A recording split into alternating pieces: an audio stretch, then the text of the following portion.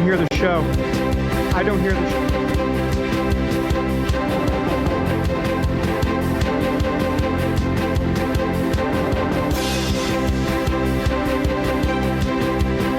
Good to see each every one of you here on This American Sunrise. Progressive Insurance doing damage control this morning for being just what the name implies, progressive and by extension racist. You'll probably be surprised to hear who the company's alleged racism is targeting.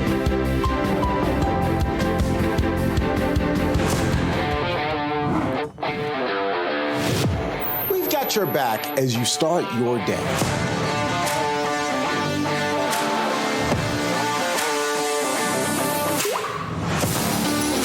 Articulating what the majority of Americans feel today, and I really appreciate that you do. Y'all tell the truth. You guys are our voice. We watch you every morning while getting ready for work. Good Friday morning to you, and thanks so much for waking up with us for this Friday edition of This American Sunrise. I'm Terrance Bates, live in our Denver, Colorado studios. My friend David Brody is going to be joining us here momentarily. He is also live for us this morning up in Adam in our Washington, D.C. studios. So much to talk about this morning, folks. I don't know if you've heard it, but there's a lot making headlines, so let's just get right to it. President Trump fighting back against the Fulton County, Georgia indictment against him by taking evidence that the 2020 Georgia election was rigged to court. Fulton County District Attorney Fani Willis is charging the former president and 18 co-defendants under the state's racketeering statute for allegedly trying to overturn the 2020 election. The group has until noon next Friday to turn themselves in for booking and for processing. In the meantime, President Trump is canceling a news conference that was set for Monday, during which he was going to release a report on what he calls the rigged and stolen Georgia election. Instead, he says, quote, "My lawyers would prefer putting this, I believe, irrefutable and overwhelming evidence of election fraud and irregularities in formal legal filings as we fight to dismiss this disgraceful indictment by publicity and campaign finance seeking DA." That, of course, would be DA Fani Willis. It appears President Trump will be a no-show at next week's inaugural GOP presidential primary debate in Milwaukee. Taking to Truth Social, the 45th president writing, "As everyone is aware, my poll numbers over a wonderful field of Republican candidates are extraordinary. In fact, I'm leading the runner-up, whoever that may be, by more than 50 points. Reagan didn't do it, and neither did others. People know my record, one of the best ever, so why would I debate? I'm your man, make America great again," he writes. Apart from President Trump, Vice President Mike Pence, Florida Governor Ron DeSantis, former UN Ambassador Nikki Haley, Vivek Ramaswamy, former New Jersey Governor Chris Christie, Senator Tim Scott, and North Dakota Governor Doug Burgum have reached the donor requirements to take the stage during the upcoming Fox News debate. Well, a week and a half after the deadliest fire in recent U.S. memory, Maui's emergency management administrator is off the job after resigning amid intense criticism over decisions he made to warn people during last week's deadly wildfire there. A statement from Maui County's mayor says that Herman Andaya is stepping away for health reasons and that his replacement will be announced soon. However, Andaya continues to face heavy criticism for not sounding the sirens on the island's expansive emergency warning system. Residents on the island believe that those sirens may have saved lives, but Andaya claims that sort of warning would have sent people running into the fire. In the meantime, the death toll from the disaster continues to rise with at least 110 confirmed deaths. 2,200 buildings are damaged or destroyed, causing some $5.5 billion in damage. That's a quick check of your headlines. Now let's bring in Dr. Gina, Miranda, David Brody. They are joining us now. We had a bit of a rough start to the morning, guys, but there you are. Sunshine is back. Good morning. That is right. Happy Friday to everyone. We made it. You made it at home. And, I just want to say, you have a lot of options out there. We know that. So we really do, to our viewers that are watching right now, appreciate you choosing us in the morning and throughout the day, because we can't do this without you. So we can't thank you enough. Yeah. All right, let's jump back into this Maui wildfire story. Herman Andaya has resigned as the head of the Maui Emergency Management Agency. He decided not to sound the emergency sirens, and over 100 have died because of his inaction. Now, before his resignation, he was obstinate. Watch. Do you regret not sounding the sirens? I do not. And the reason why... So many people said they could have been saved if they had time to escape. Had a siren gone off, they would have known that there was a crisis emerging. And as we know, so many bodies were found in the ground as the flames caught their heels. Give me the answer. The sirens, as I mentioned earlier, is used primarily for tsunamis. Wow. No regrets, David. Ouch. I mean, No, and then this whole thing about he cited health reasons. Oh, come on. I mean, well, they really think we're stupid. Of course it wasn't health reasons. That's like saying I want to spend more time with my family when politicians say that. I mean, look, the siren system was faulty. They have the siren system along the coastlines, as he said, and he said that they were concerned that it went off at the coastline level, that people would run, if you will, or drive to the mountains. Well, you know what? Fix the siren system. It's just that simple. Yeah. And plus, the siren system actually says not just tsunamis, but wildfires as well. There's a whole list of what that same siren is for. It's not just for tsunamis. So he's incorrect on that. Right. This was not health reasons. This was ineptitude, and it cost people, let's be honest, it cost people their lives.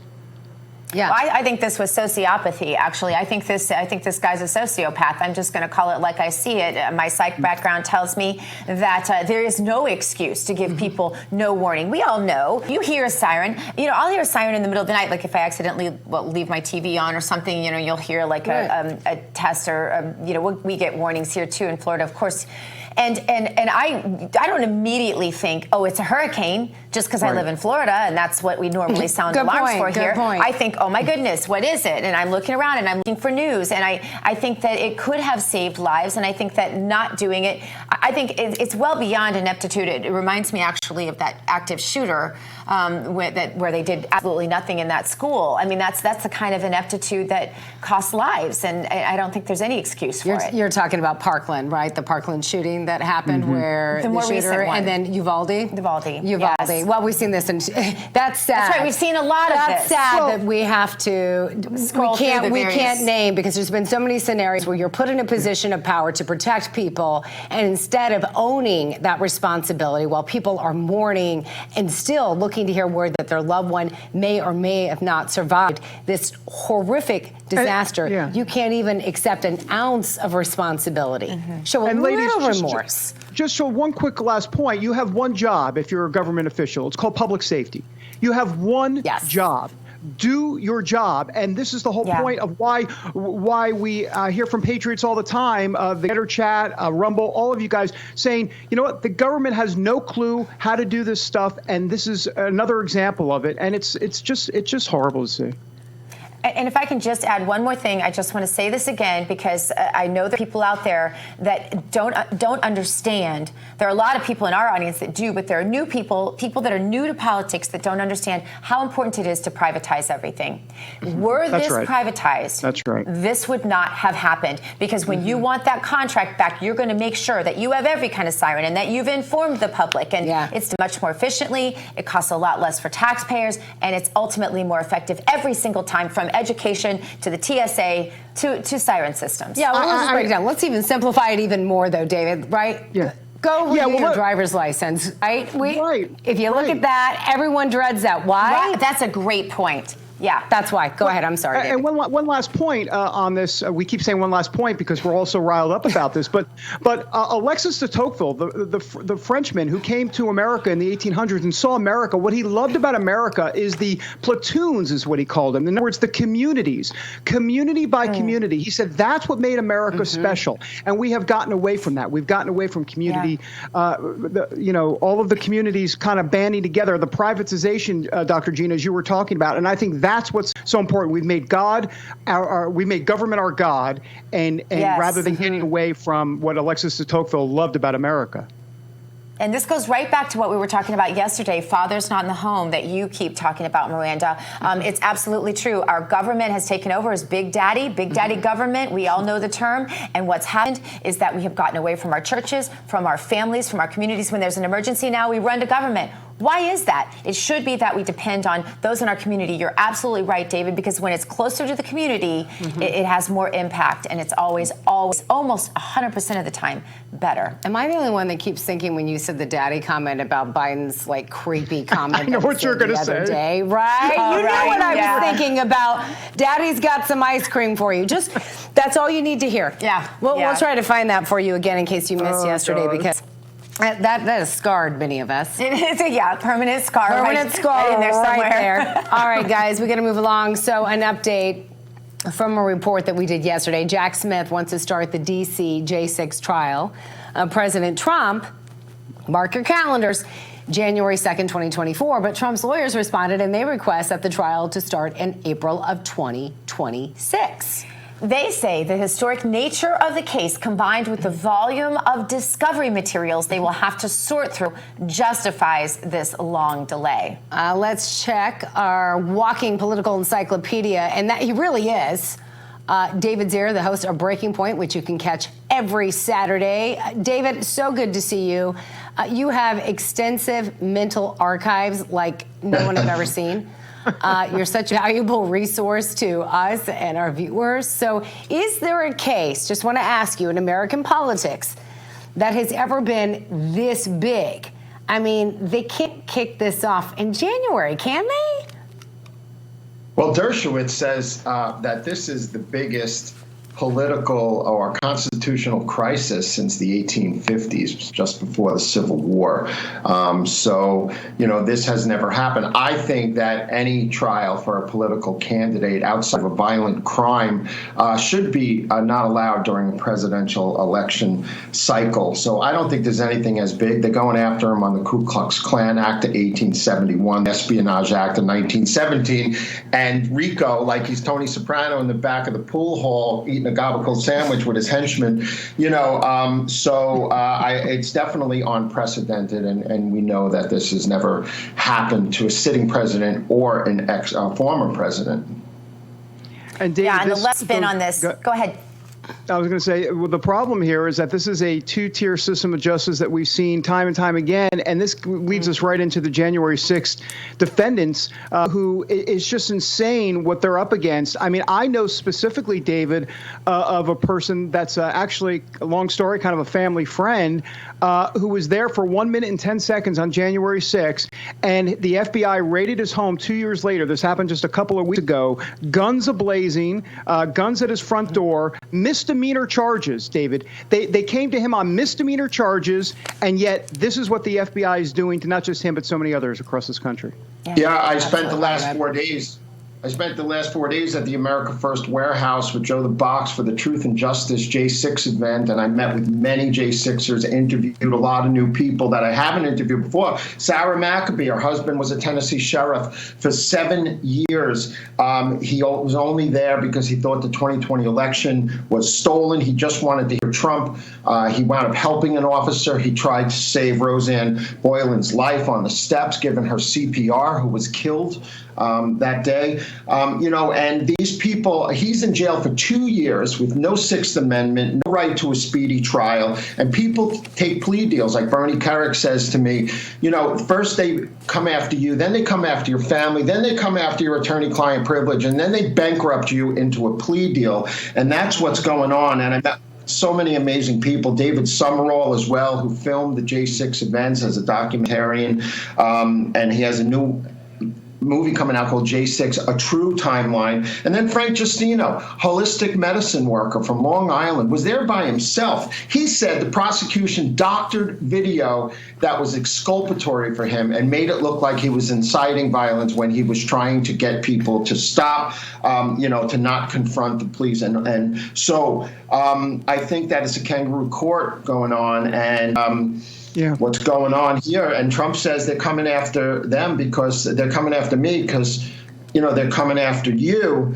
And I think all the harsh treatment of the J6ers is just to make Trump look so bad at the expense. Treated better. And these people have been bankrupted. Yep.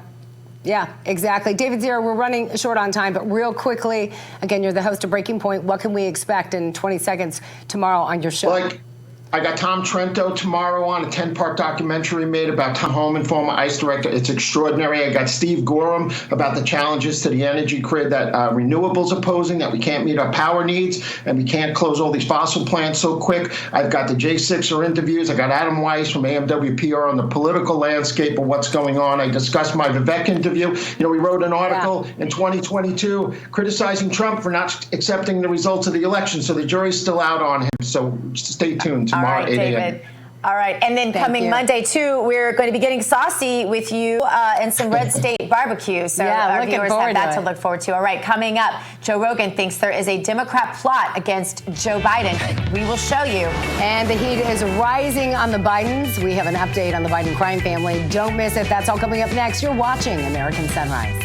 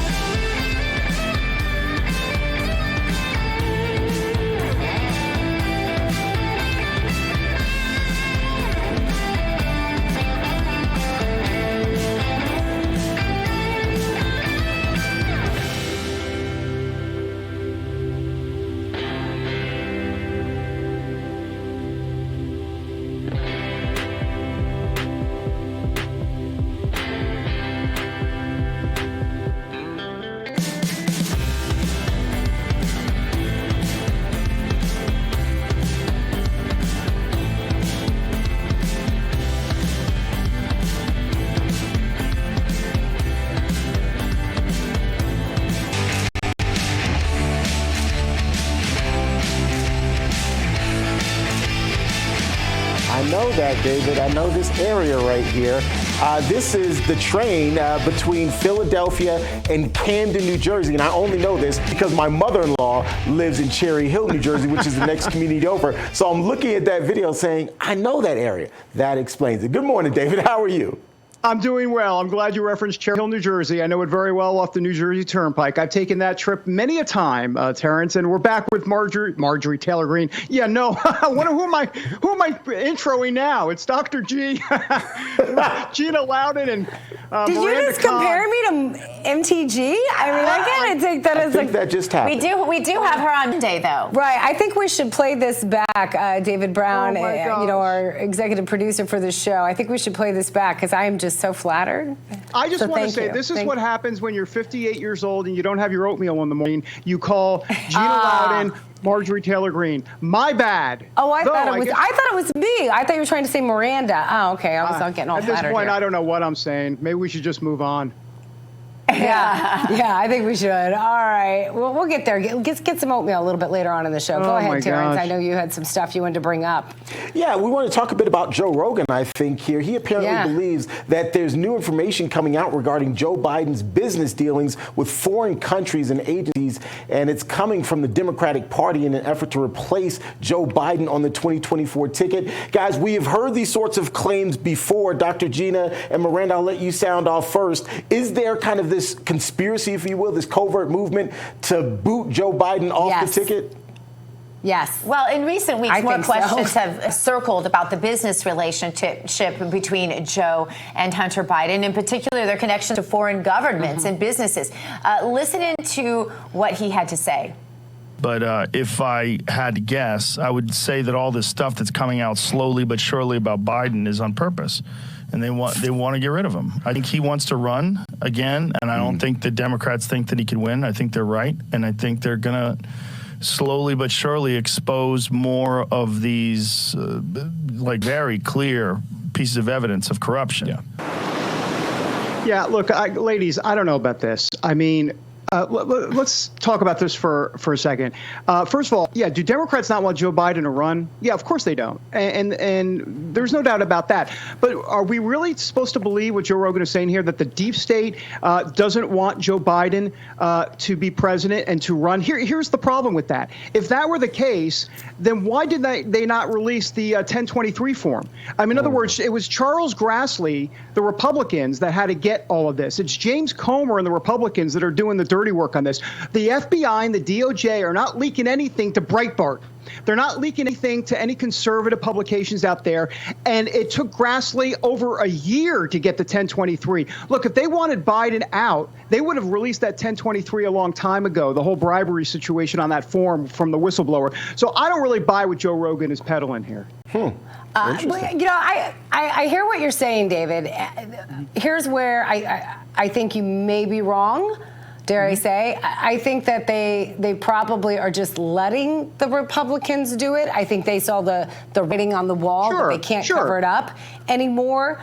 And they know they got to seek someone else, but they don't want it to be so blatant. But we wouldn't be seeing so much negative publicity as we've been seeing. The poll numbers have been slipping steadily. Every single time we go to a poll, his favorability has been going down. But Terrance, you weigh in. I'm wondering, and I agree with you, Miranda. I don't think Democrats think that Joe Biden can win, but there's also no alternative. Who is the viable alternative? Yeah, I think they think that Michelle Obama is a viable alternative. Yep. But I agree with David. I don't believe that the Democrats are behind this. I think the Democrats, because it makes the whole Democrat Party look bad. And that's the reason why. And I also think once the discovery process starts, if it does, that many of them will be implicated, which is another reason why it's just nonsensical for Joe Rogan to think, in my opinion, that this is somehow orchestrated by the Democrats. I'm just not buying it. Right. And here's another point to consider. I mean, Joe Biden screws it up all by himself. He doesn't need any help from the deep state. In other words, exactly. But I'm just. Yeah, so therefore, my point is, like, the whole Michelle Obama, I agree with you, Dr. Gina. I think it's Michelle Obama in the wings in April or May of next year, where all of a sudden it's getting really bad for Democrats. They see the poll numbers going even further south. Joe continuing to ask, kids that daddy's got the ice cream. And then all of a sudden, Michelle's there in the wings at the convention. That's what I think could potentially happen. All I'm going to do is remind everybody, Hillary Clinton and Bernie Sanders. There you have it. Right.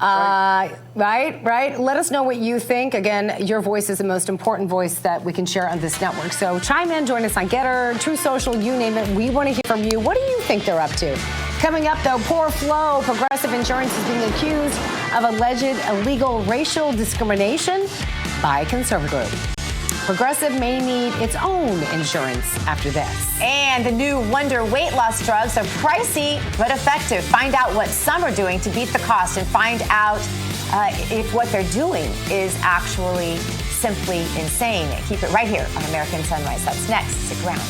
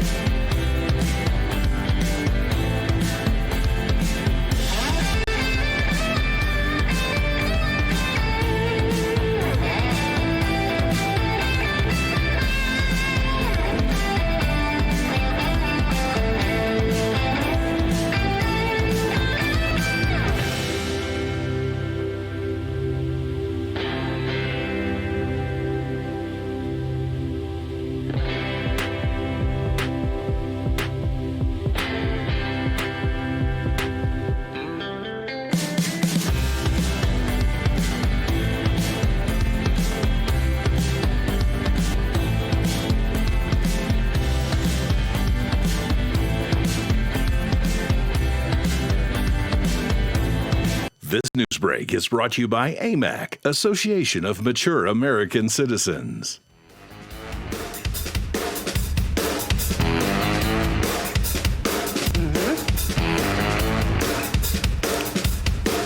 Welcome back. Hope your Friday morning is off to a good start. Grab some more coffee. Don't head out the door quite yet, because we still got a lot more coming your way. Well, unless you're going to be late for work. Then unless you're going to be late, then you probably could. But you can put the app on. Just put the app on. Just, but pay attention to the road. You can listen to us that way. Welcome back, everyone. I'm Miranda Khan, along with Dr. Gina. We are here live in West Palm Beach, Florida. Want to welcome back our good friend, David Brody. He's in D.C. Good to see you. Did you get your oatmeal yet? Probably not yet, but you need to. We're going to power through this. They need to make these breaks longer, and I'll get some oatmeal. Get some oatmeal in you. Well, yeah, we'll give you some time. So those of you, right, we're all familiar with Flo, right? That's the Progressive Insurance lady, right? We all know that. All right. Well, now it seems like Progressive Insurance may need some insurance of its own. Progressive Insurance has been accused of illegal racial discrimination in a lawsuit from a conservative group, America First Legal. They say Progressive's grant program violates civil rights law because it discriminates against non-black owned businesses. It's been a woke company for a darn long time, and this wouldn't surprise me even one little bit. Yep. So does this mean, though, that we could expect higher insurance rates because they got to pay for this somehow? Not a good look for this company, but this is what we're seeing all over. And of course, this is probably what we were seeing with some of the universities, right, David? That there were Asian Americans saying, hey, this is not fair. Of course, big ruling by the Supreme Court. Are other businesses going to be impacted by this? And how do you expect Progressive to be impacted? Well, let's do the disclaimer, right? Racism is still out there in America. No one's saying it's not, obviously. But that's the disclaimer, to simply say that the left loves to divide along racial lines. This is what the left does. They do it in every critical race theory. You mentioned some other cases, and of course in business now as well. Let's be honest. If God forbid, right, that Progressive would say something like only white-owned businesses apply. We'd be like, wait, what? I don't think. Yeah, right. And let's be clear, we wouldn't want to see that either. Obviously, we don't want to see white, black, Hispanic, whatever, brown. Doesn't matter. A business is business, and this seems to be blatant racial discrimination. We'll see how the legal theory plays out here, but the larger point is that just the left really does play the race card just to divide us. That's really what's I know, and that really irks you, because I know Gina brings it up all the time. Like, I just see you get so annoyed by that when we've been talking about affirmative action, and rightfully so. Because it's using racism to combat racism, which doesn't work. Exactly. That's about the most perfect definition right there, Miranda. And that's why we call her Miranda Khan. But really, we're seeing this with companies, but we're also seeing companies being taken down for it. We saw it with Target. We saw it with Bud Light. We're seeing it all the time. Walmart's revenues are up while Target's are way down. Target's the one that went completely woke. So if I were advising Progressive, as if they'd listen to me forever, even one moment, but if I were advising them, I would say you better tread carefully, because there are a lot of people out here that have figured out that we can speak, we can talk with our pocketbooks, right? And it just might not be a good form for them. Yeah. No, that's for sure. All right, let's head over to Denver now, the Mile High City, the home of the NBA champion Denver Nuggets, by the way. Terrance Bates with the headlines. Sponsored by AMAC. The Association of Mature American Citizens is the conservative voice for Americans 50 and older.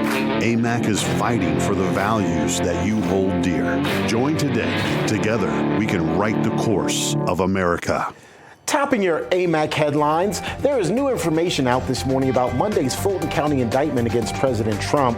The entire process leading up to the charges being handed up to the judge was curious. In fact, from the mistakenly leaked online docket early Monday morning with President Trump listed as a defendant to the late-night news conference that same day announcing the charges, there appeared to be a number of inconsistencies. Remember, the entire world was expecting the indictment to be handed up on Tuesday at the earliest. Well, this morning, former Speaker of the House, Newt Gingrich, is adding some new information to the mix. I'm told by a reliable source that Friday evening, somebody from Washington called called the district attorney in Atlanta and said, you have to indict on Monday. We have to cover up all of the mistakes we just made with Weiss. And she said, apparently, my jurors aren't coming back till Tuesday. And they said, you didn't hear me. You have to indict on Monday. And she said, well, they're not going to get here before noon.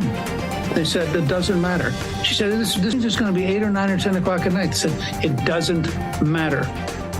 Gingrich says the motivation behind pressure on Willis was to shift the news cycle.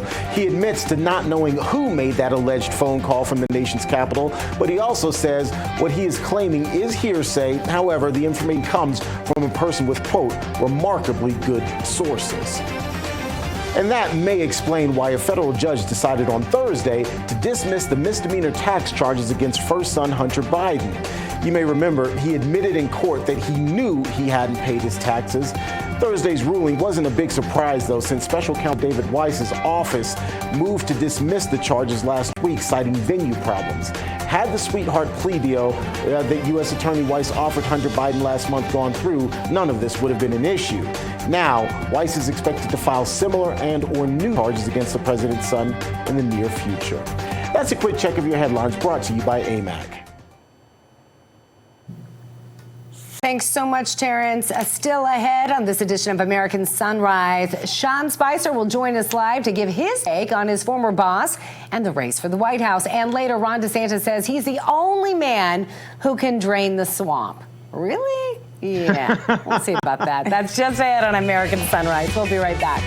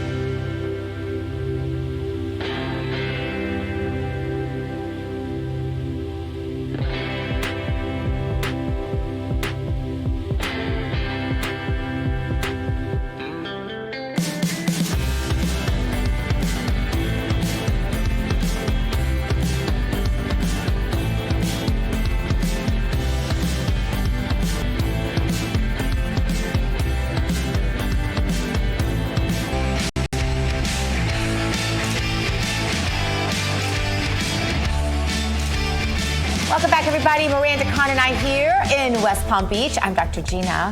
Yes, and welcome back.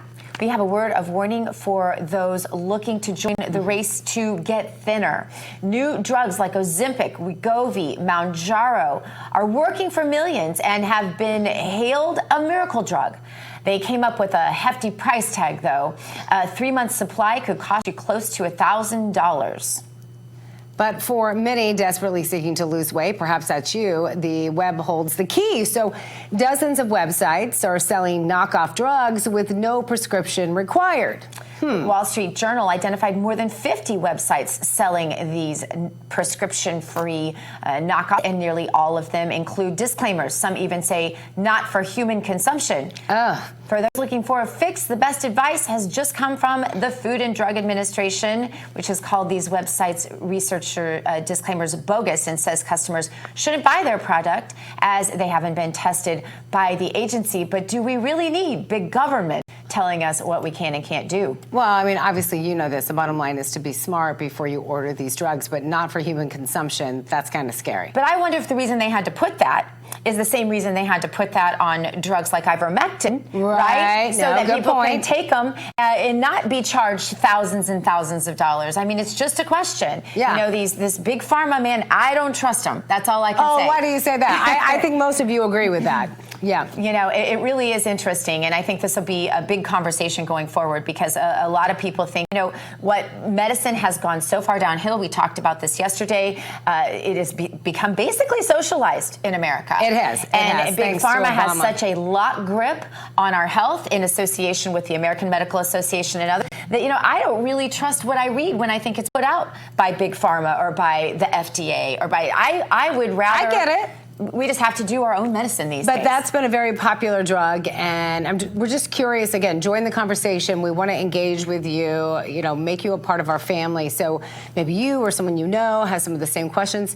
I hear what they have to say. Yeah, I do. Yeah, I really go do. on Truth Social, go on Getter, you know, go on Instagram, you name it, LinkedIn. You find your social media platform and let us know what you think. Because a lot of people do have really negative experiences listening to the FDA. And unfortunately, most of the government agencies just aren't trustworthy anymore. But we have the wellness company. Yes, we do. So don't be fooled by those knockoffs, you know, because there are some out there. Like, be smart. Arm yourself with information. We do have the wellness company, so you can check out. Love this. We talked about it the other day. This is their new emergency kit.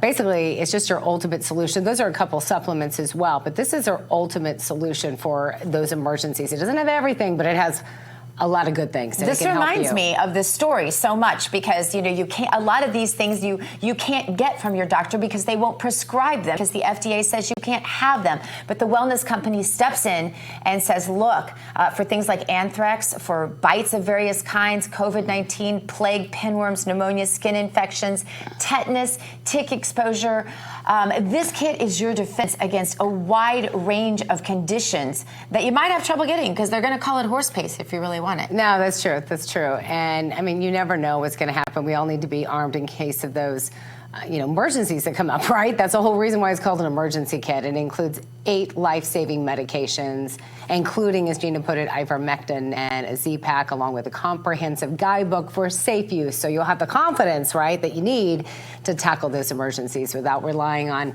again, as Gina put it, some of those not so trustworthy governmental organizations. And luckily we have alternative organizations out there like Frontline Doctors and others. And we're going to bring more of those into American Sunrise to arm you with the real information. Exactly. And these doctors won't be afraid to prescribe these kinds of things. But right now, in case something happens, you want to have this kit, and all you have to do to get it is go to twc.health/RAV. Secure your emergency kit with an exclusive offer for just our viewers. Go to twc.health/RAV and use code RAV at the checkout to save 10% off of your order.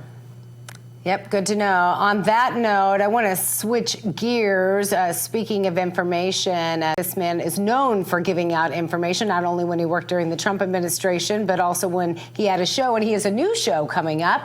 For more details, we now want to go to David Brody in D.C. and Terrance Bates in Denver. Hey, ladies, good morning, and good morning to you at home. David, of course, always good to see you. The person she was talking about would be former White House Press Secretary Sean Spicer. He joins us from Virginia, suburban Washington, D.C., just outside the swamp. Sean, good to see you. Good morning. Good morning, Terrance. David, good to see you both.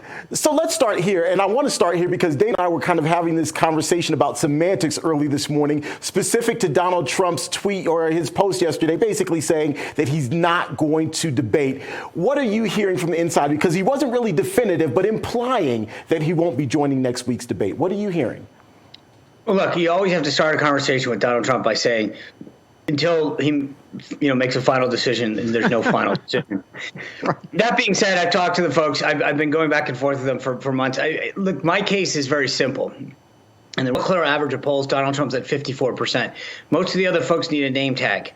to be identified. And so it's not a question of, at some point, there's a level of respect. You don't get to take on the champ day one. This is not a normal cycle where everybody's struggling to get to 8, 9, 10%. He's at 54. He's got a clear majority of the Republican voters, not just nationally, but then also in the early states of Iowa, New Hampshire, South Carolina, Nevada.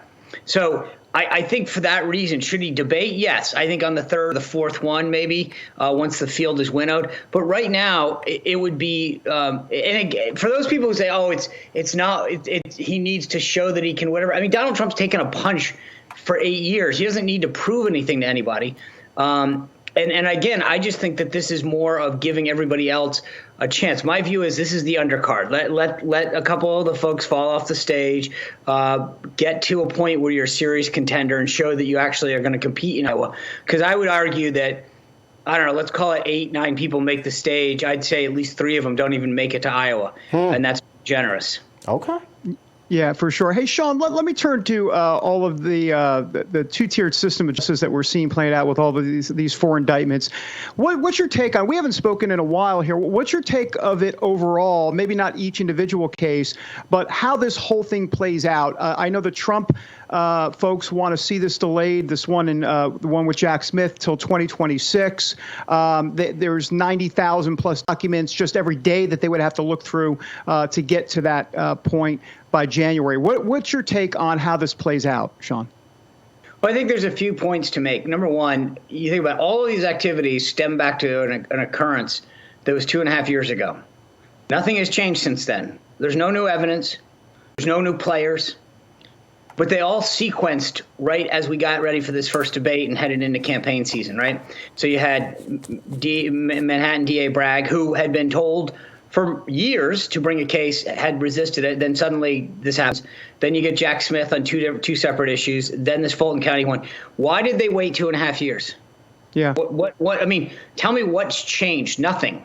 The events are the same. The people are the same. The statements, the documents. There's nothing new that we've learned. This is all an attempt to interfere with an election. Number two, I think there is a difference between the political and the legal strategy. On the political and PR front, this has clearly been a bonus to the president. He's raising money. He's getting stronger. I will say this as a non-lawyer and somebody who desperately fears jail. I think that there's a concern that I would have both in Fulton County and in D.C. because in the D.C. case, Washington, D.C., David, you've been there. This city votes 95-5 for Democrats. They probably vote worse for Trump. This is not where you're going to get a fair trial. And so at the very least, you can say, well, I'm going to appeal and all that stuff. That's great. But at the end of the day, you know that's a risk. In Georgia, there's mandatory minimum sentences. And then you can't pardon. The governor can't pardon. The president can't pardon. It's a 5-person state board. And so my point is, those are the ones that I would worry about more than anything because, you know, I've heard enough people make this long-winded legal, well, it'll all be fine in the end. You know, I'm just not somebody who would want to sit in jail for 5 days, never mind, 2 months. But I also believe this is part of their strategy, which is you convict Trump, and people have to remember how many states are really close. Arizona, Pennsylvania, Georgia, Michigan, Wisconsin. Michigan was won by 10,703 votes in 2015, 10,703 votes. So if you can persuade enough people in the Republican universe, if the Dems go out and say, gosh, this is you might be voting for a president who maybe could be going to jail. Do you really want to do that? My guess is that persuades, let's call it 15,000 people to change their vote. That's enough. That's all they're trying to do is to cast enough doubt to make a change in this election. Sean, I want to get back to your point about a fair trial. The fact that so many of these prosecutors are looking to rush this thing, get it done beginning of the year, right before Super Tuesday, not really allowing the defense to prepare. Does that play into your whole narrative, your whole idea that this thing is unfair? I mean, it seems to me as a layman, your defense can't prepare in that kind of time. But not just that, Terrance. I mean, look at this. I took 2.5 years to get my act together. And now I'm ready to go. Let's go. It's like, wait a second. You guys had 2.5 years to get all this together. Right. You waited right until it was go time, and now you're saying, okay, we got to get this thing wrapped up, and it's like, wait a second, you can't do that's not fair. The defense is entitled to a speedy trial, not the prosecution. Before we go really quickly, Sean, tell us about your show coming up. We're running out of time here. Sorry, David, but we want to hear about the show. Thank you. I appreciate it. So the Sean Spicer Show debuts on this coming Monday. We're going to be out in Milwaukee for the first debate. Every night at 6 o'clock, we're going to be on the first TV network next to Bill O'Reilly and Dana Lash. But more importantly, we're joining the world of independent media. So if you go to my YouTube page, Sean M. Spicer, you go to Rumble, you can actually get the audio version on iTunes. But if you go to YouTube, Sean M. Spicer, or the SeanSpicerShow.com, you can pick the platform that you want. We're going to come every day of the week and explain the process, what's going on in the rules, how the Iowa caucuses work, why the hunt for the delegates and the convention, making sure that everyone understands what it's going to take to get to 270 to win the nomination. I've spent 30 years in this world. I know the rules of the party. I know how to win it. I know how to play it. I know what the left is doing. And part of it is, if we are going to win, we need to understand the rules of the game, how to use them to win effectively. And one last thing, Terrance, Mark Halperin, myself, and former Governor Walker, in the lead up to that debate, in the morning of the debate and the day after, we're doing a separate thing called debate prep. And if people go to my locals page, SeanSpicer.locals.com, they can sign up. We're doing this Zoom call for 30 minutes, and we're all going to give our analysis like no one else can. Scott was in the debates. He stood next to Donald Trump. Mark Halperin, Bennett sourced these debates and covered them. I helped implement them in 2015. And so the idea is bring people to the front of what it's like to be at a debate in a way that's never happened. Sean Spicer, great to have you on the show. Great to see you, sir. Hey, by the way, congrats, guys. You guys have a new little lineup here, and wishing you all the best. Well, thank you very much. I appreciate that. You've got to commit to coming back. Why you want David in D.C., though. You hide him behind the microphone. I get it. David and I have known each other a long time. I get the strategy here. That's right. I'll soon be in the witness protection program, but thanks, Sean. I appreciate it. All right, brother. Thanks a lot. Ladies, back to you in West Palm Beach. Actually, guys, up next, woke in the world of chess, why gender bending may actually be cramping the game on a professional level, and then later, COVID on the uptick around the country, why your dog may know that you actually have it before you do. All of that and more coming up here on American Sunrise. Ow, ow, ow.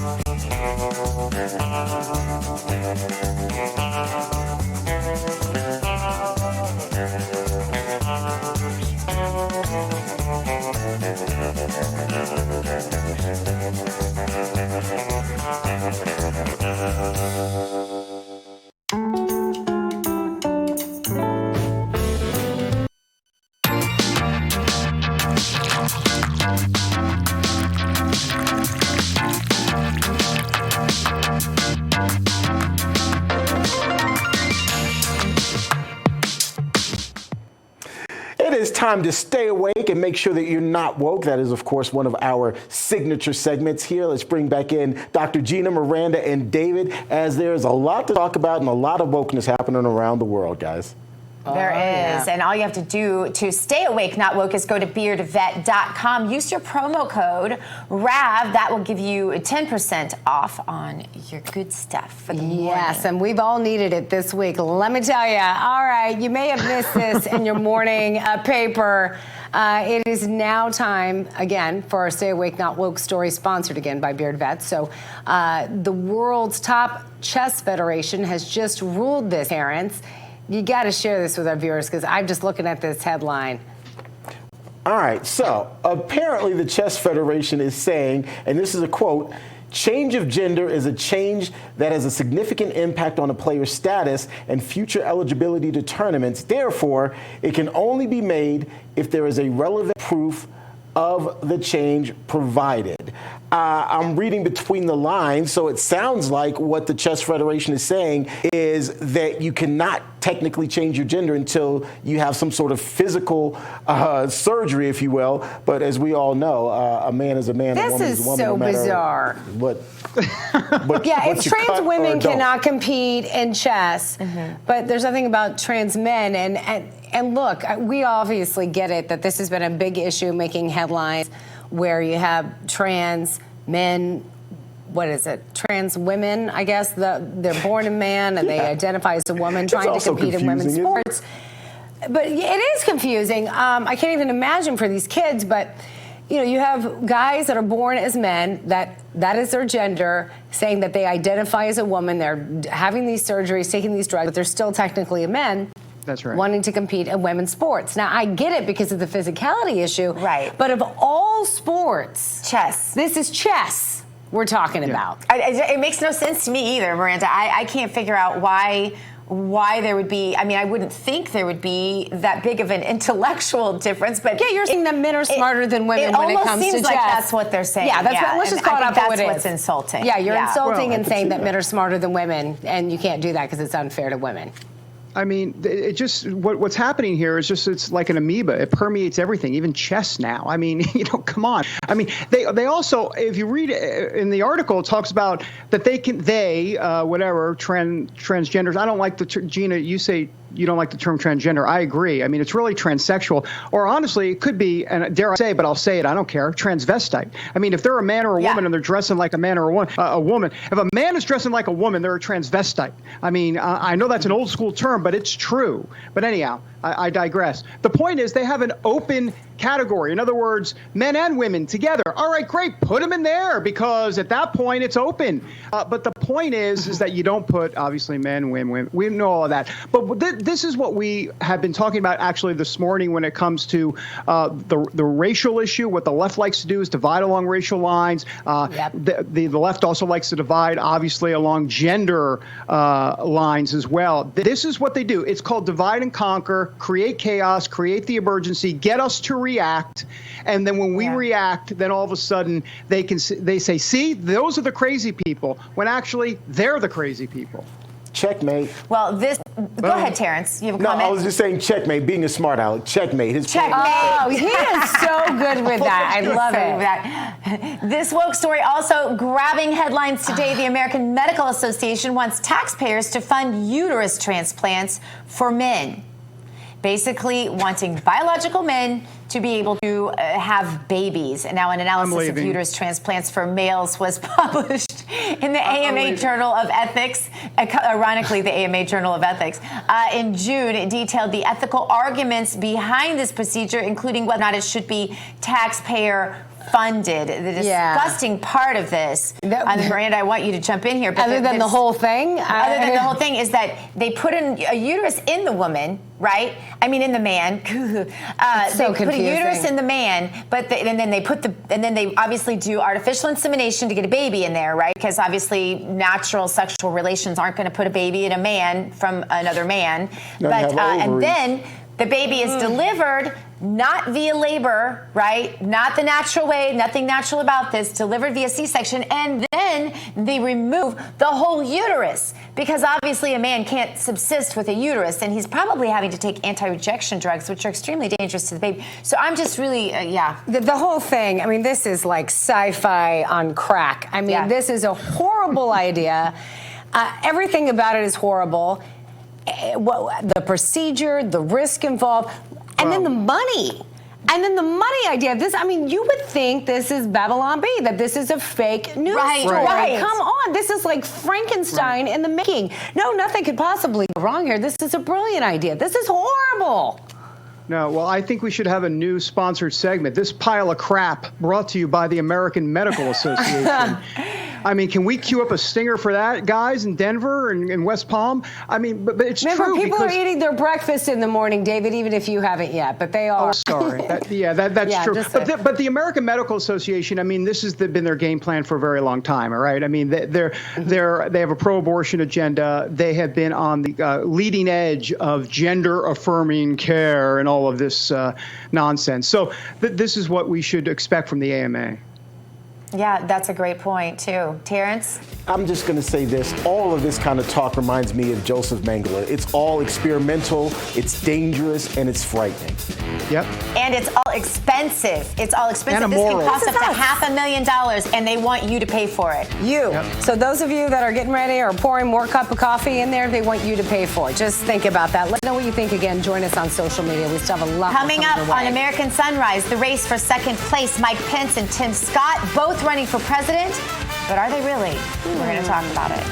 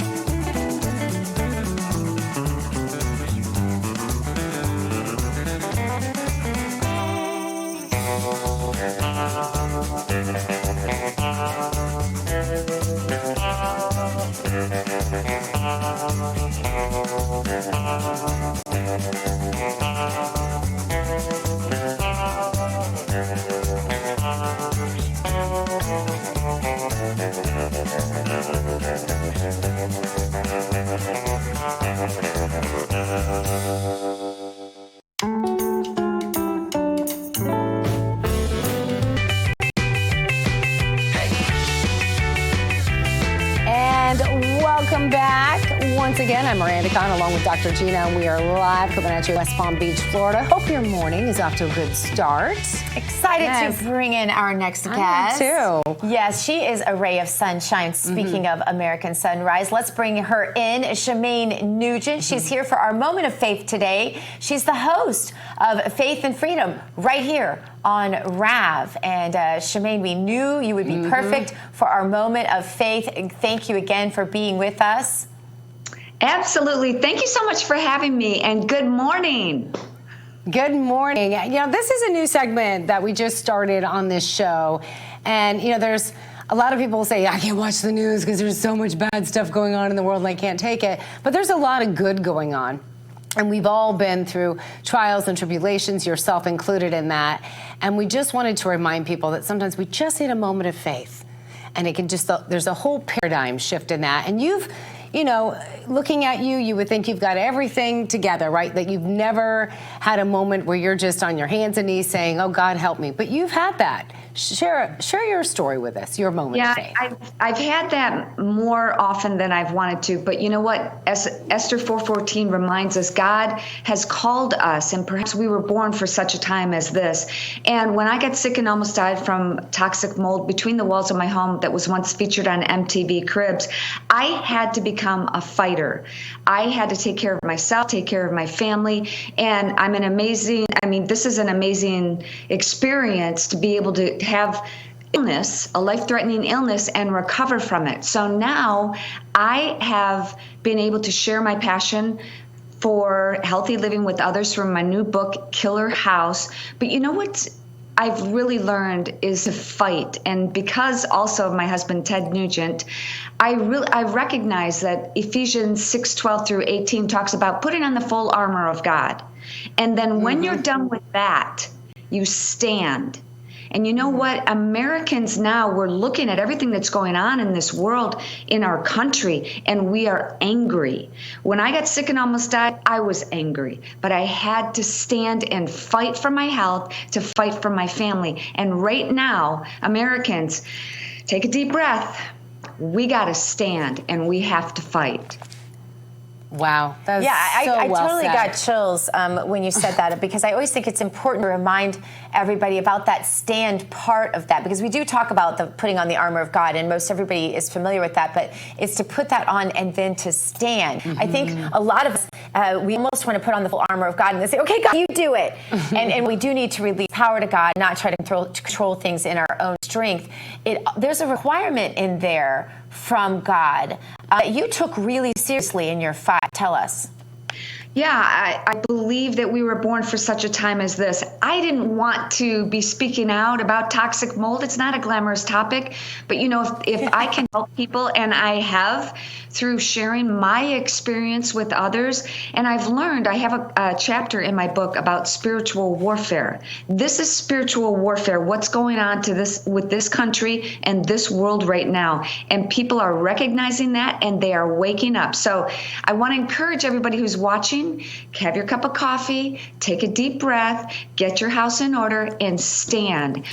It's up to us. There's nobody on a white horse coming. We all love Trump. We want him to come back in office. But God is calling each and every one of us to play our part right now.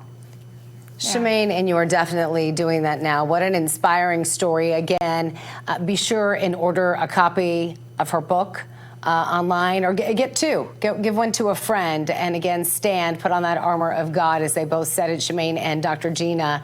Thank you so much for sharing. Is Killer House. Killer House. If we could show one more time. And then Shemaine, again, your show, Faith and Freedom. This is why it's so perfect to have you on today. Tell everyone how they could watch you and what you have coming up.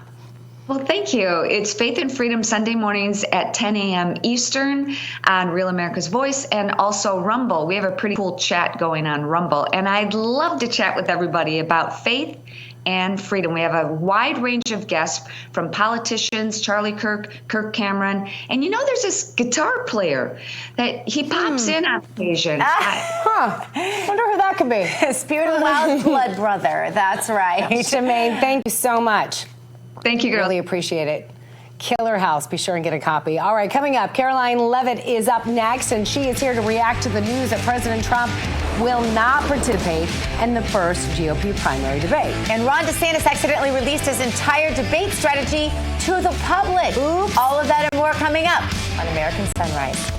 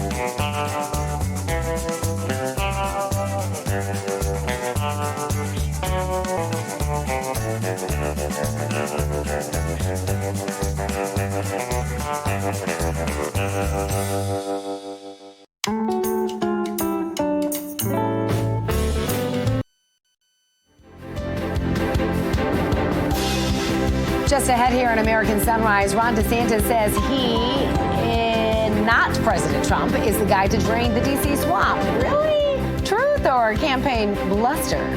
Senator Tim Scott drops $8 million on an ad to buy his race for the White House, but is it a drop in the bucket against the MAGA machine? And after being booed and heckled last weekend in Iowa, Team Pence talking tough about being ready to take on Trump ahead of next week's GOP primary debate in Milwaukee. So what do you think? Chime in on Getter and Rumble. All of that and more coming up on this second hour of American Sunrise.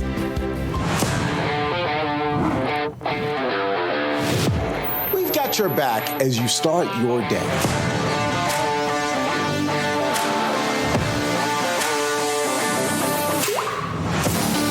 Articulating what the majority of Americans feel today, and I really appreciate that you do. Y'all tell the truth. You guys are our voice. We watch you every morning while getting ready for work.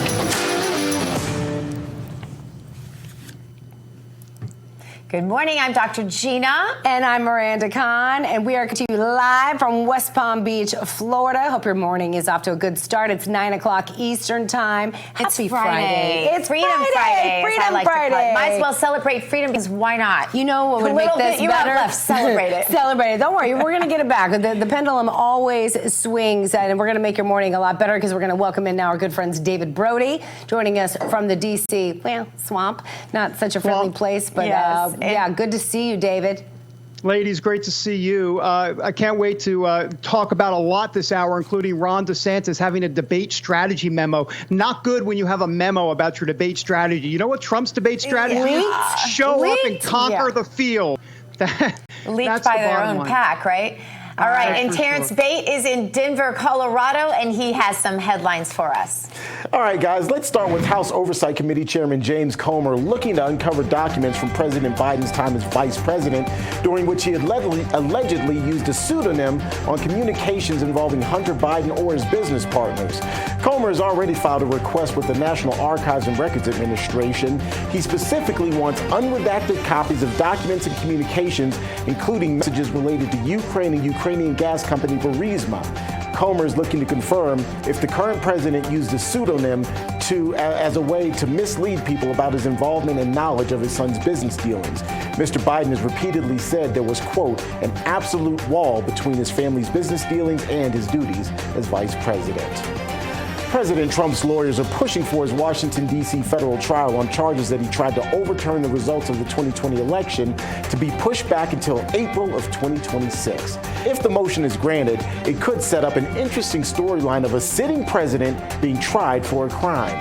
Special counsel Jack Smith is expected to oppose the Trump proposal, since the Justice Department wants the trial to start on January 2nd. Ultimately, the decision will be up to U.S. District Judge Tanya Chutkan, who will likely set at least a tentative trial date during a hearing on August 28th.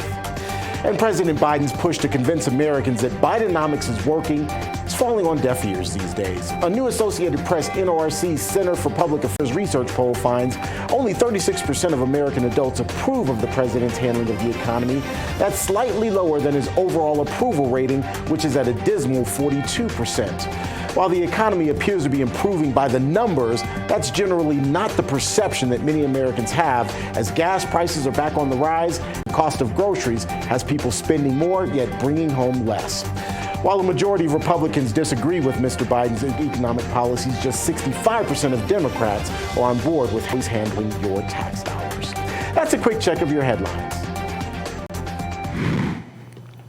All right. Thank you, Terrance. And by the way, nice tie. I know you didn't plan this. No, we did not plan this. No. But Terrance, I love the tie. I love how it coordinates with it. David is his own man today. He is, and that's all right. He can be that. It's David Brody.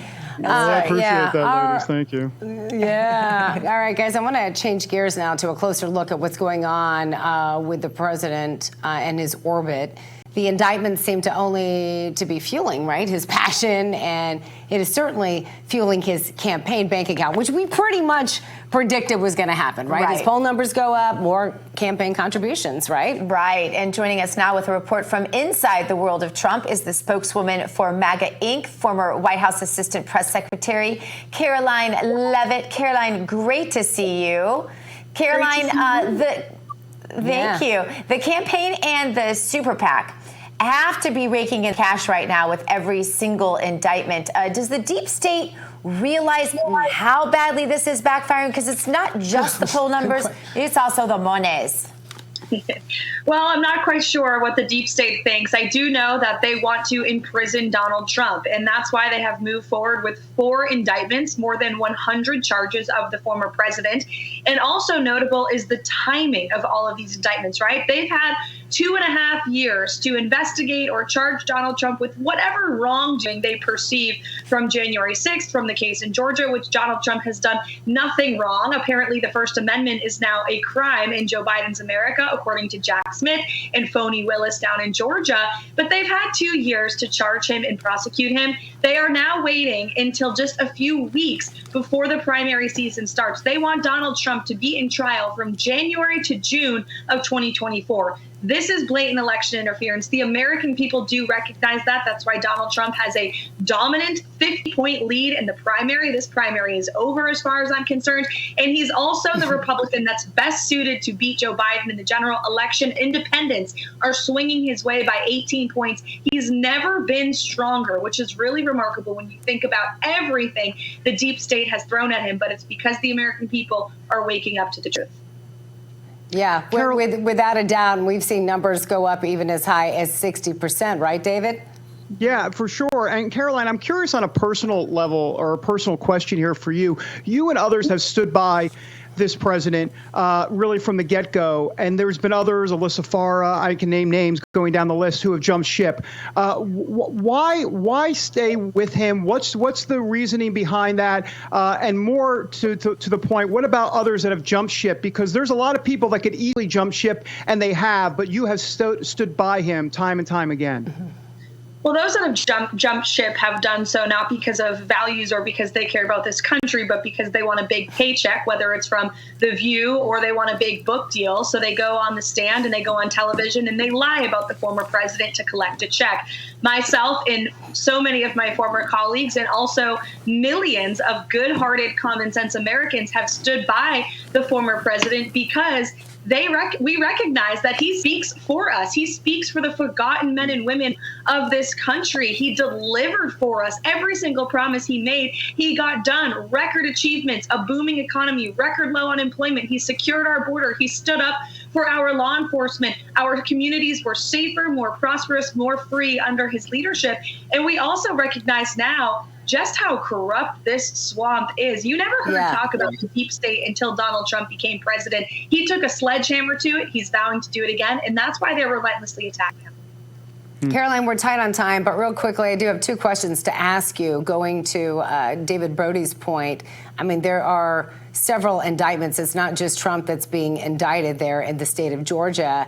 We've been asking a number of people that are close to Trump, are you worried? Are you nervous? So let me just ask that real quickly to you. How concerned are you that you could eventually face an indictment?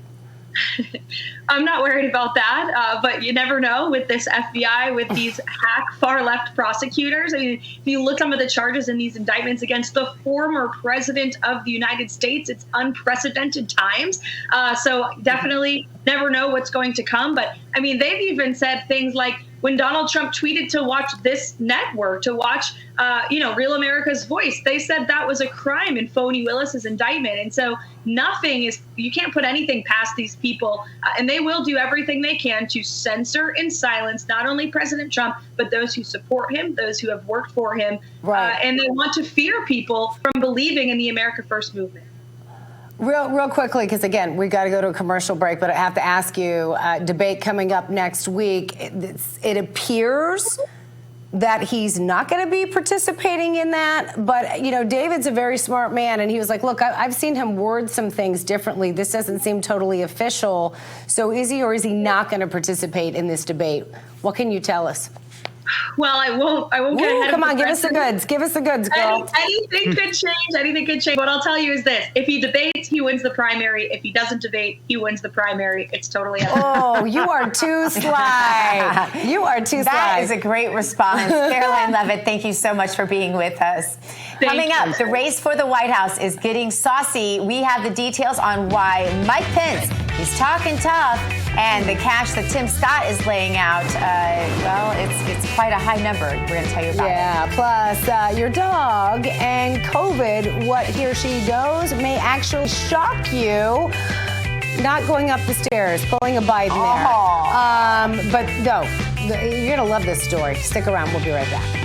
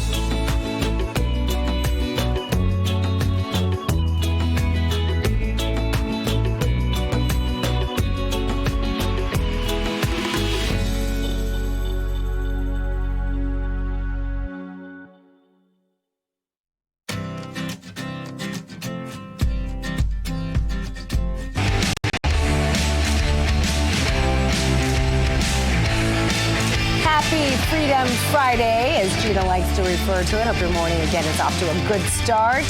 Welcome back, everyone. You're watching American Sunrise, and I'm here along with Gina here in West Palm Beach. Good morning. I'm Miranda Khan. Also joining us, David Brody and DC. All right, it is time now for our Drain the Swamp segment, sponsored by Sea of Mud Rules. Stinger, guys.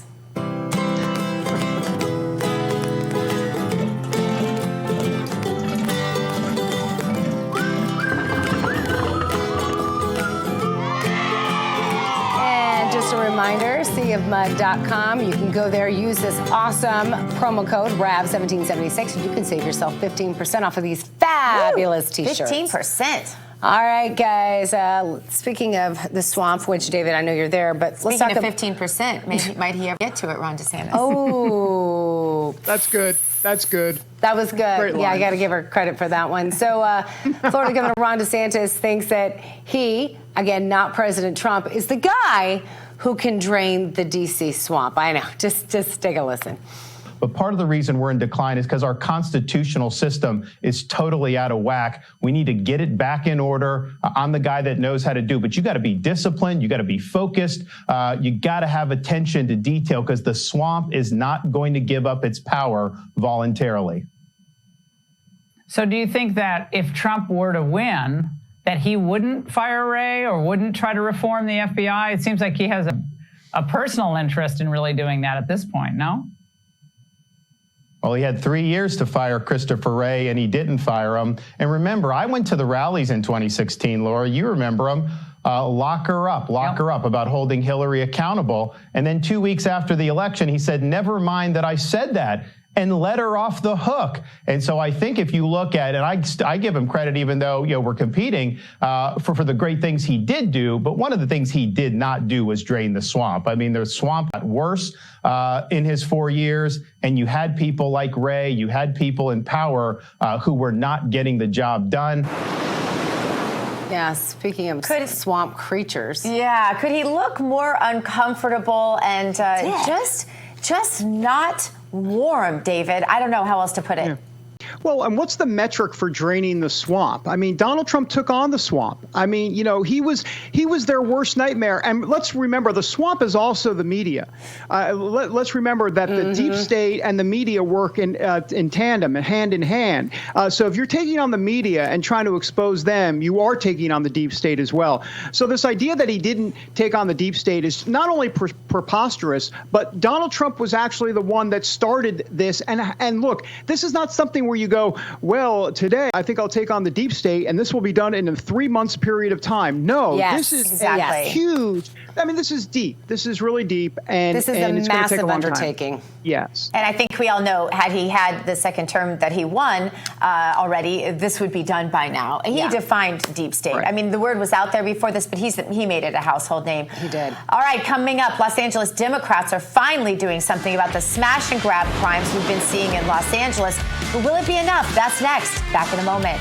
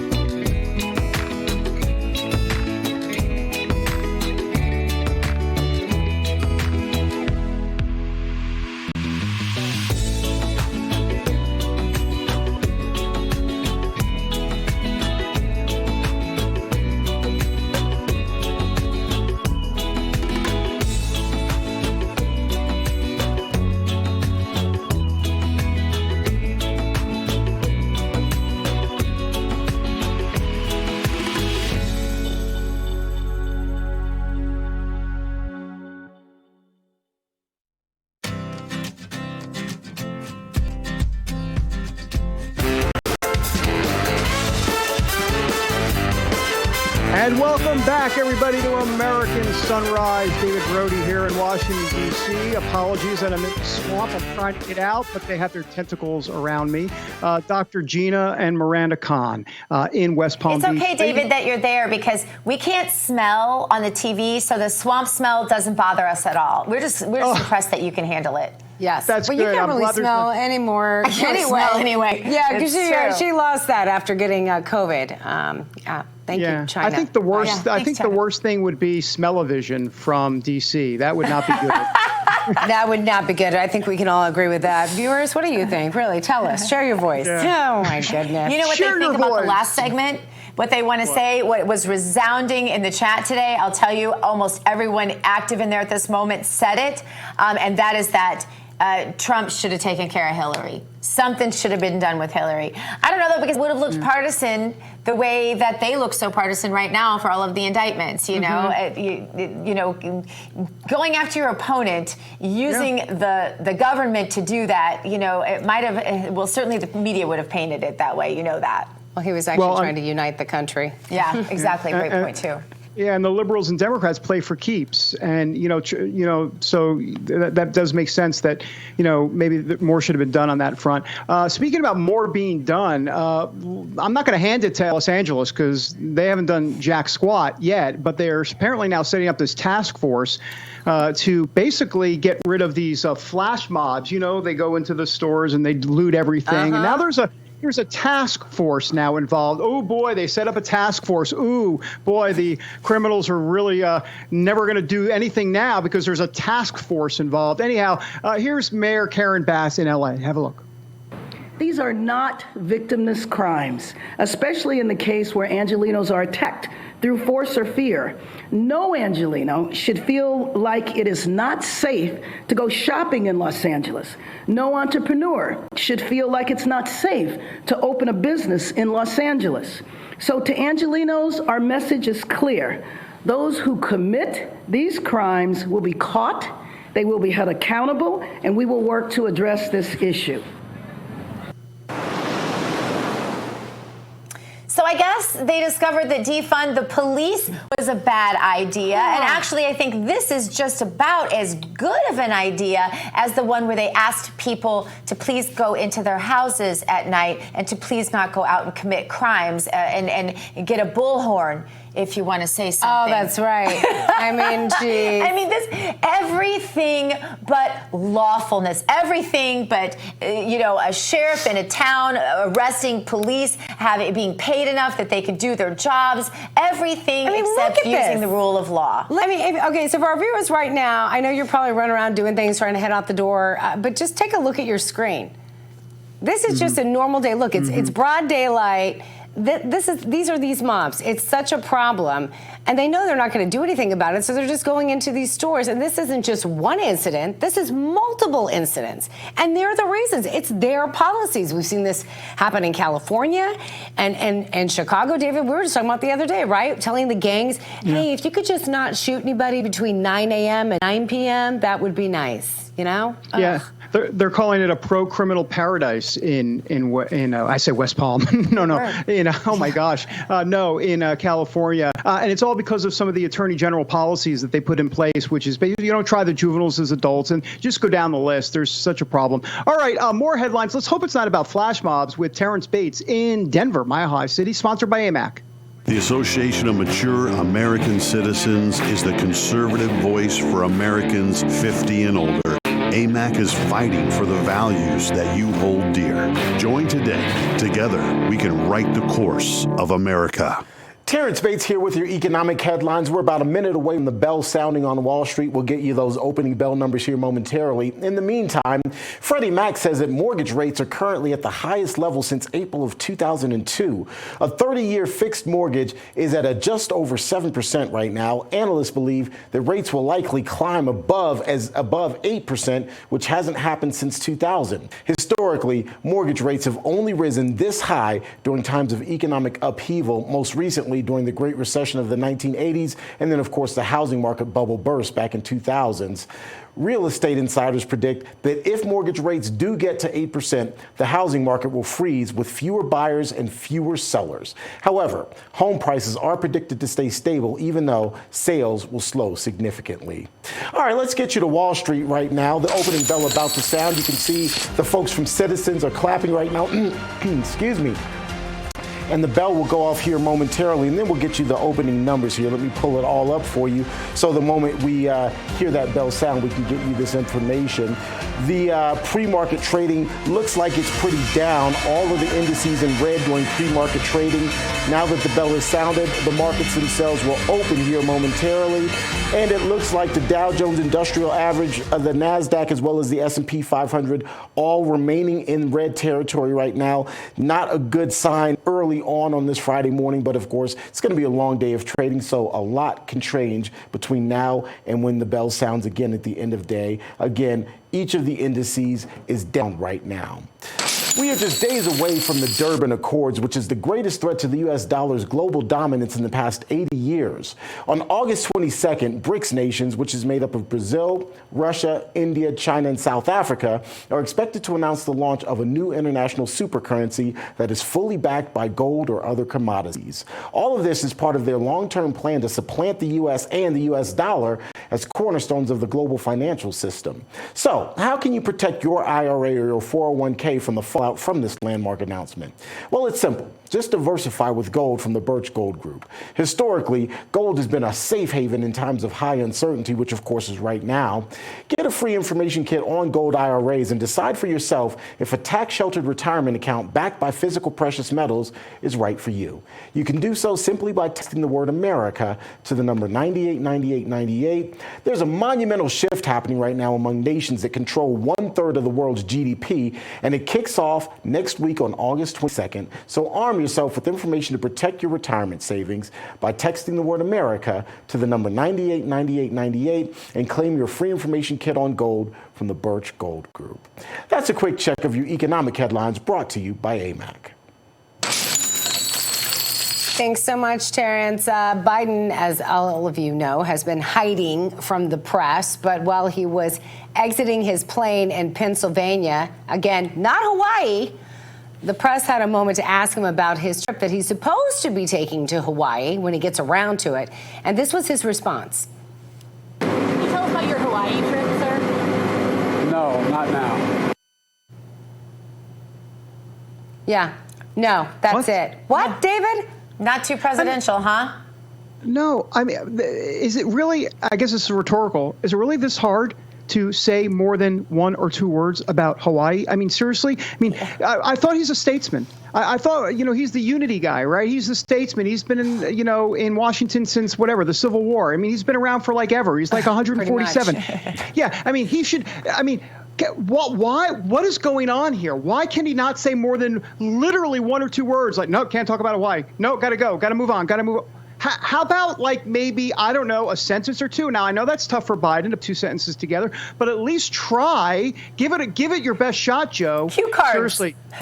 So bad. Just, at the very least. Give him a cue card. Sending prayers. I mean, I don't know, but there's got to be some way. That's it. You could just say, we are there for the people of Hawaii, looking forward to going there. We're going to help them wherever. You can count on us. Just sound like a leader. Like you just said, no. I think we all agree, not the right response. Love to know what our viewers think about that, but don't go anywhere. We still have a lot more coming your way. Coming up, Cowboy Logic's Donna Fiducia is here with a boots on the ground take on what's going on in Atlanta as the Trump indictment takes center stage there. Looking forward to seeing her. And Mike Pence says he is ready to take the fight to President Trump. Ooh, so brave and tough, Mike. That story ahead as American Sunrise continues.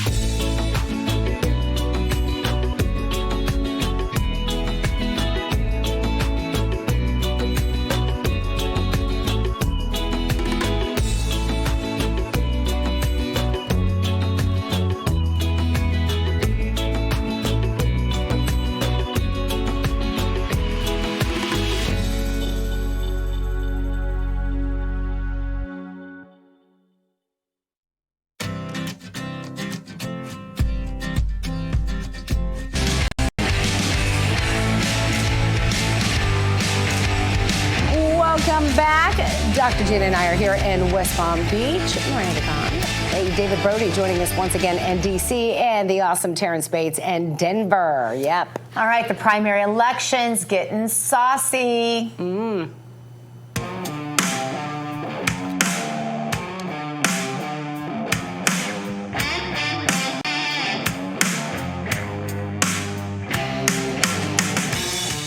And of course, all of this is sponsored by Red State Barbecue, redstatebarbecue.com. Simply use the promo code RAB10 for 10% off. And again, we had David Zier earlier on in the show. In case you missed it, he's going to be doing a special cooking segment showing the various ways that you can use those incredible sauces and rubs. I'm excited about that. All right, something you may not be excited about. Let's talk about Mike Pence's team. It's getting ready to take on Pence's former boss. And, his senior advisor, Mark Short, told Politico this week that, quote, "We've been waiting for this for a while. And it's let's get it on time." So does the former Veep think that he really has a chance at beating his old boss? I mean, I'm sorry. I feel like he is a stereotype of what you would say. Can you pretend to be like a politician from the 1980s? And there comes Mike Pence. Yeah. You know, he's very stiff. We showed that ad of him pumping the gas when he really wasn't pumping the gas. It's almost like it's robotic. And you can feel it. It's cringy a little. Yeah, he's running in the wrong time. I think the 1980s reference is a really good one, actually a really accurate one. That's a great point. Yeah, it's so spot on for sure. And here's the thing with Pence. He knows he's not going to win. I mean, they won't never say that publicly, but they know that. But what this is really about is that ever since January 6th, he's been angry, and he's been angry at Trump, and he wants payback. And he wants to basically go after him because he believes that Trump put him and his family in danger. Now, don't shoot the messenger. Okay, I'm just telling you what Pence is saying and what he believes. But that's why we've seen a different Mike Pence. I mean, I truly believe that he feels like he needs to kind of get this out of his system. From like a Dr. Phil, if you will, standpoint, a psychological standpoint, I feel like it's a cathartic thing for him. Like he realizes that he needs to do all of this to kind of wipe his conscience clean and get rid of all of the Trump baggage. I truly believe that, Dr. Gina. Now, I know this audience, our Patriot audience, is going to think that. We're not going to think that, but he thinks that. That's my point. Yeah, I think it's a jealousy thing. I think Mike Pence has always been jealous. I think he thinks he was entitled to be president in his turn. I think he already feels like Donald Trump took that from him before any of this other stuff happened with January 6th. I don't believe that Mike Pence actually thinks his family was in danger. I don't buy it. I think he's lying. I think he's angry. I think he's jealous. I think he's bitter. I think it shows on his face and in his mannerisms, and that's the reason why he is so alienated and lost whatever endearment he had with the American public. Yeah. Well, guys, we've got Donna Fiducia coming up here in just a minute. But first, let me get a couple of headlines on the board. President Trump fighting back against the Fulton County, Georgia indictment against him by taking evidence that the 2020 Georgia election was rigged to court. Fulton County District Attorney Fannie Willis is charging the former president and 18 co-defendants under the state's bracketeering statute for allegedly trying to overturn the 2020 election. The group has until noon next Friday to turn themselves in for booking and for processing. In the meantime, President Trump is canceling a news conference that was set for Monday, during which he was going to release a report on what he calls the rigged and stolen Georgia election. Instead, he says, quote, "My lawyers would prefer putting this, I believe, irrefutable and overwhelming evidence of fraud, election fraud and irregularities in the formal legal filings as we fight to dismiss this disgraceful indictment by a publicity and campaign finance seeking DA." That, of course, would be Fannie Willis. And it appears that President Trump will be a no-show at next week's inaugural GOP presidential primary debate in Milwaukee. Taking to Truth Social, the 45th president writing, "As everyone is aware, my poll numbers over a wonderful field of Republican candidates are extraordinary. In fact, I'm leading the runner-up, whoever that may be now, by more than 50 points. Reagan didn't do it, and neither did others. People know my record, one of the best ever, so why would I debate?" I'm your man, make America great again, he writes. Apart from President Trump, Vice President Mike Pence, Florida Governor Ron DeSantis, former UN Ambassador Nikki Haley, Vivek Ramaswamy, former New Jersey Governor Chris Christie, Senator Tim Scott, and North Dakota Governor Doug Burgum have reached the donor requirements in order to take the stage during the upcoming Fox News debate.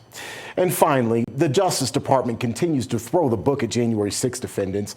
On Thursday, prosecutors asked a federal judge to sentence former Proud Boys chairman Henry Enrique Tarrio and leader Joe Biggs to 33 years in prison for seditious conspiracy. In all, 4 Proud Boys members were convicted of that crime. The request marks the longest punishment sought by the government related to the demonstration and riots on January 6th. Tarrio and Biggs, along with Ethan Nordine and Zachary Rail, will be sentenced later this month. That's a quick check of your headlines. Now let's get to my girl, Donna Fiducia from Cowboy Logic. All right. Thanks, Terrance. We're a little tight on time, but we do want to bring in Donna joining us again from Cowboy Logic. Good to see her. She's on the ground in Georgia. Speaking of those indictments, always good to see you, my friend.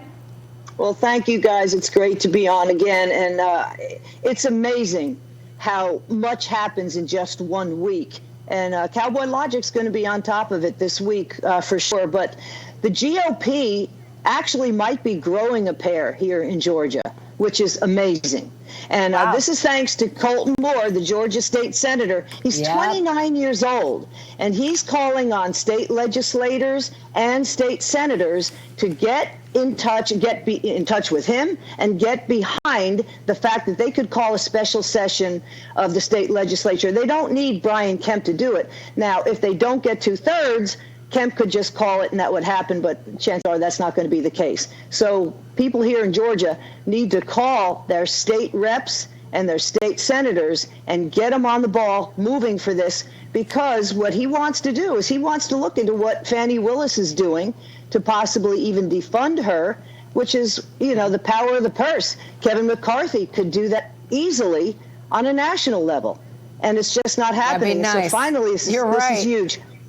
And Newt Gingrich was on with our own Charlie Kirk, and this was really big because he said he heard, and he hasn't been able to prove who said it, that because the indictments were put out on the internet a little prematurely before they really convened or closed up the grand jury meetings, that they said you have to indict on Monday or else. And she's like, the grand jury's not even coming in until, the middle of the day on Monday. And it doesn't matter. You have to do it on Monday. That's why it happened, from what we hear, at 9 or 10 o'clock at night. It was pushed through, and they're obviously trying to lay blame on other things. But in the meantime, you've got hip-hop guys, you've got rappers that Fani Willis has charged also with RICO statutes that have been languishing in jail. They haven't had their cases tried in well over a year. And she wants to push this to like 6 months, just so it coincides with the primary election season. It's so obvious what's going on now. The Democrats, the leftists, it's not even Democrats, it's the deep state. They are in your face right now, and they make no bones about it. It's really the bottom line. Yeah, it's very true. Donna, do you think that we will get a reprieve from any of this? I mean, do you think that the Republican efforts there in Georgia will be successful? What are the chances if you had to make a bet? Well, it's really an uphill battle because they've had 3 years and really nothing's done. We've had people on our show that say it's truly amazing. People get resurrected for voting in Georgia, and they actually move from precinct to precinct only to die again after the election occurs. I mean, there's so many election irregularities in just about every state. And everybody who says, well, we've had 70, court cases, they've all been thrown out. None of the actual evidence has really ever been heard. And that's the bottom line. Yeah. Maybe with this Trump indictment that it'll actually come out. Yeah, that's all we can hope. Yeah, Donna, David Brody in D.C., I think you make a good point. The actual discovery evidence has never been out there at all to be decided upon, even at the Supreme Court level, for sure. Hey, I'm just curious, what's the deal down in Georgia with Brian Kemp and Raffensperger? I mean, Raffensperger got reelected, and Kemp has got pretty popular poll numbers. I'm trying to understand the disconnect. I mean, because MAGA doesn't like him, But overall, his poll numbers are pretty good. At least Kemp's numbers are good. What's your take down there on those two? Well, you're going against Stacey Abrams. I mean, come on. The thing is, Brian Kemp did leave the state open, actually better than Ron DeSantis did in Florida. So actually, for the people of Georgia, Brian Kemp didn't do a bad job. I don't know what's going on with him, and he and Trump obviously are at odds. Raffensperger refuses to do his job as Secretary of State. You've got so many people voting, so many voting irregularities. When you actually see people in Fulton County pulling boxes out from under desks to, and counting votes sometimes 3, 4, or 5 times, think of 2,000 mules. That had a lot of evidence here in Georgia, totally overlooked. Right, yeah. But that is the same kind of identification that they're using against Jan 6ers to arrest them all in D.C. Exactly. So why is it good for one really... and not for other? Yeah. Right, exactly. Right. Thank you so much for being with us, Donna. Cowboy Logic every Saturday, 2 chances to watch, 6 a.m. for those early risers, and again at 9 p.m. every Saturday right here on Real America's Voice. Give us a quick teaser, Donna, of tomorrow's show. 10 seconds. All right, we got Dr. X-Ray for a full hour. Get your pencils and paper ready. Your number 2 pencils to write down everything you can to save yourself if you're vaccinated or just to stay healthy. And also Stacey Hager, Jan 6er, who has actual video from inside the Capitol, yet he's going to jail. Thanks, Donna. Next, the battle of the vice presidency. Find out who wants it, who doesn't, and who may be waiting in the wings. That coming up later. And later, your best friend may be your best way to know if you have COVID. Find out. It's all ahead on American Sunrise as we continue.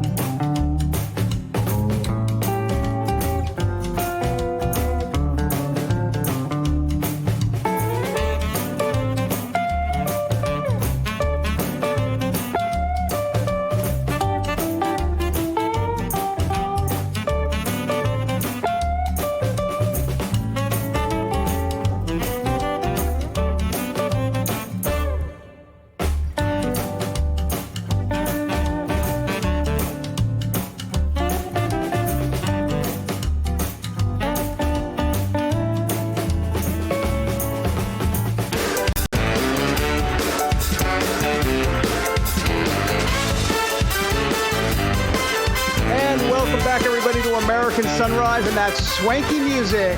I just want to dance. As a matter of fact, this next segment would be pretty much just dancing by myself, which is the worst television you will ever see in your life. I'm David Brody here in D.C. Terrance Bates in Denver. Terrance, boy, I tell you what, who's going to be Trump's VP? I think that's really the outstanding question at this point. It is a huge question and one that we've been talking about a lot here on our newsroom. I think, it's hard to decide who he might choose. Plus, there's going to be a personality thing because the reality is he's going to make the decisions. The vice president, literally, whoever he chooses, is just going to kind of be there for good looks, maybe, because President Trump is going to make the decisions. He's going to be the face of the administration, as it should be. But it's one of the things a lot of people talking about as we go to our next segment called Time to Spill the Tea.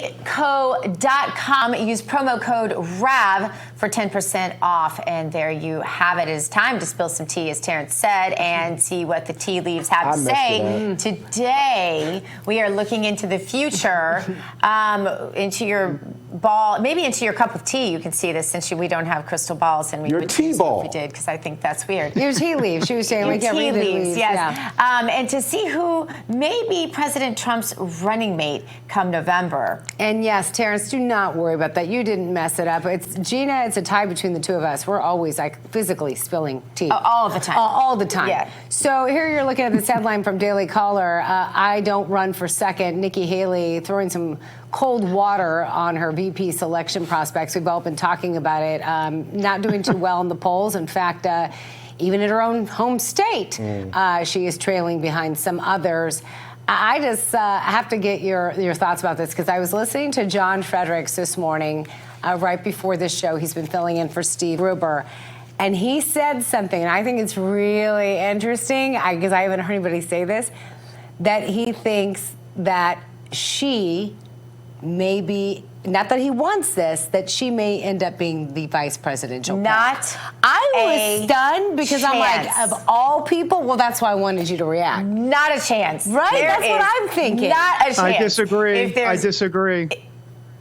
there's David, we'll go to you, but I'm just going to say, if there's one thing I am sure, Nikki Haley will not be the VP. Not a really? He would lose the entire base, David. How do you tell me this formula?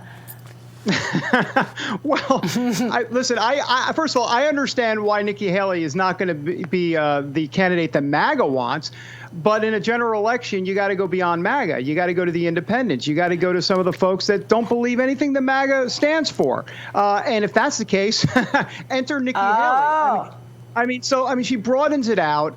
She's she obviously plays the female role because she, wait for it, is a female. I mean, and then Marjorie Taylor Greene. I know there's been talk. She's a flake, David.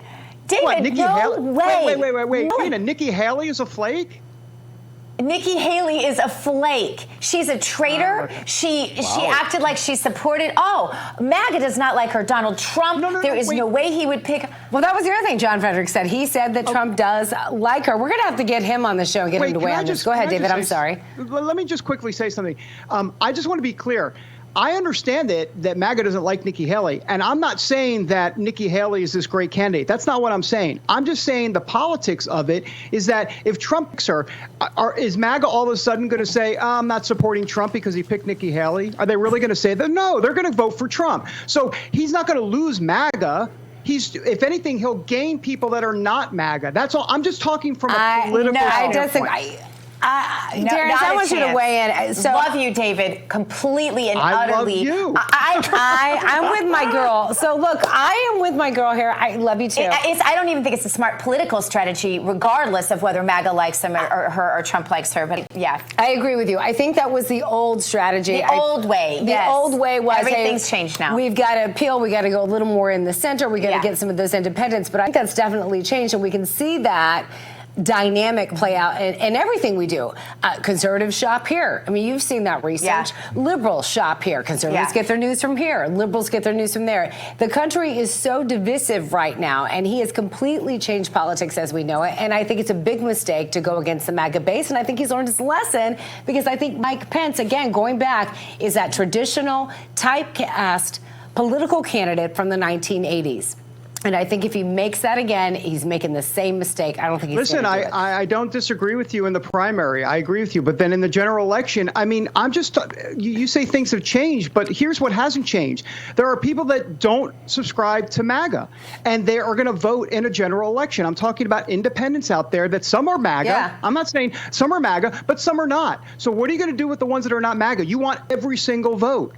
And if you want every single vote, you got to figure out a way to broaden the ticket. I mean, I don't think that's you can broaden the ticket, but you can't go the exact opposite. You can't go to someone who basically comes across as a traitor. I think she does. No, I think she comes across as a traitor. I don't think even. And you know what? Look, she's not even popular like in her own state. I'm just saying. I know that can happen, but I agree with you. And Terrance is just like, man. MTG is going to be here. I think she is a better alternative if we're going that way. Sunny Side Up is next. We'll be back in just a moment.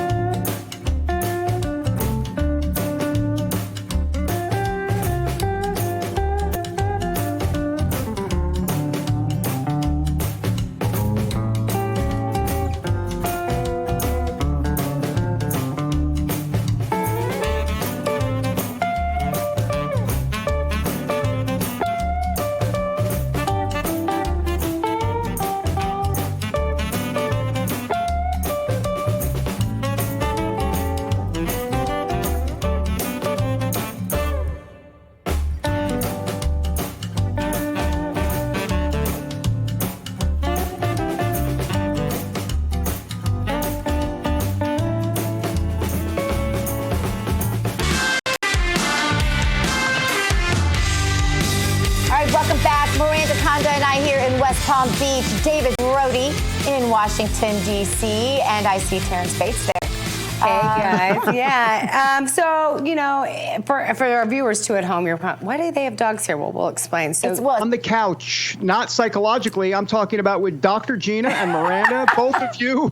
Don't tell her I said that. Yeah, and she could be on that VP list as well. You want to tune in at 4 o'clock. Yes. We're going to talk to a San Diego radio host, right? Andrea Kay here to talk about the fall of Southern California. And then also, Terrance, ABL, real quickly. Yeah, we're talking about China and the threat that it poses to the United States. All right, have a great weekend, time. everybody. Steve Bannon is next with War Room.